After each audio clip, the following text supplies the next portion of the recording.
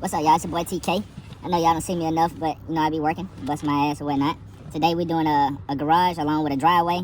This garage, you can see it has a laundry room in the back of it that's disconnected from the house. It's probably about 20 feet away.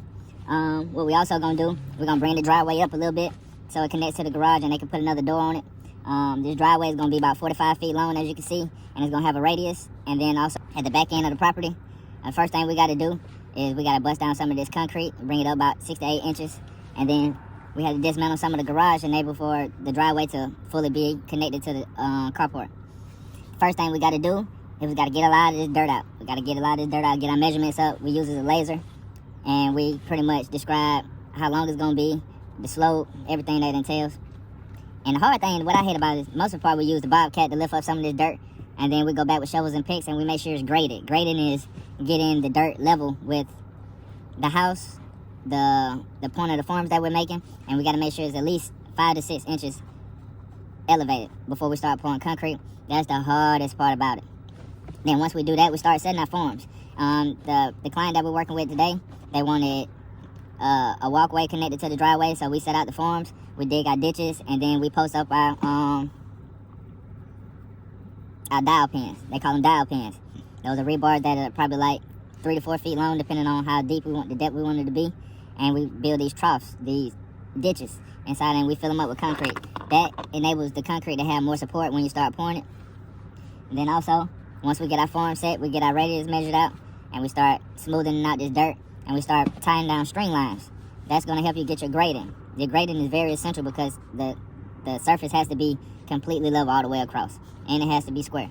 So once we start doing that, it's a tedious project, but the process is necessary because you got to get it level. You don't want no client coming back saying it's uneven or the concrete didn't set how it was supposed to. Next thing you're going to do is you're going to lay your rebar. We were using number 6 and number 4 rebar, and we was extending it from the driveway all the way to the garage. And once you lay down your rebar, you're going to have it in a square pattern. It's going to be in intersections. Once you have that mapped up, you're going to use tie wire and linesman pliers. And you just tie down each intersection. And it takes forever. It's a lot of bending over, tying it down. Every other intersection needs to be tied. The perimeter around it needs to be tied with tie wire. And that's going to give you your support when you start pouring the concrete. If you see a lot of people pouring concrete and they don't have some type of chicken wire or rebar in there, there's not really a lot of support in them. So you got to make sure that's done. Usually this takes about a good hour and a half, depending on how many guys you got working with you. But once you get that process done, we're on to the next day. A lot of times, when you're building the forms and setting the rebar, that may be a one-day job. You could pour, but sometimes it'd be too late. With the amount of yards that we're planning on pouring, we're looking at about 30, 40 yards. It's gonna be a 2-day process.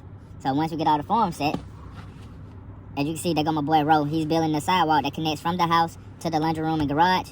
It's gonna be about 13 to 15 feet, maybe like 5 feet in width. And that's a really, really easy job to do, to get the form set, to get it graded out, get the rebar set and tied down. That's a process one man can do on his own, especially when you have at least 3 to 5 people that's working. When you set the forms, you're going to be using 2x4s and 2x6s. The 2x6s was mainly for the form that connects from the garage to the front of the carport. And they wanted a 6-foot sidewalk that connected to the driveway in the garage. So once they get out of the cars, they have somewhere to step and it doesn't get wet. And a lot of things that we do with the elevation here is make sure it's enough, because in Texas, you know, it rains a lot, it floods a lot, so you gotta compensate that. So once we get all of that squared away, we lay the perimeter with 2x4s, and then along the radius, we marked out our measurement. We used another laser to get the radius and bend and curve the driveway as the client had wanted. And then we continue to grade it all the way out until the end of the driveway. The rest of it is going to be laid with the bobcat, and we have a lot of caliche and gravel that's going to connect from the beginning of the driveway where the mailbox is all the way to where the house lays. And so today, we're pouring the concrete. Y'all stay tuned for part 2, man. Y'all see what this concrete like. Y'all let me know if we did a good job. If y'all like what we do, hit me up. Man, we travel, we do really good work, and we're fast.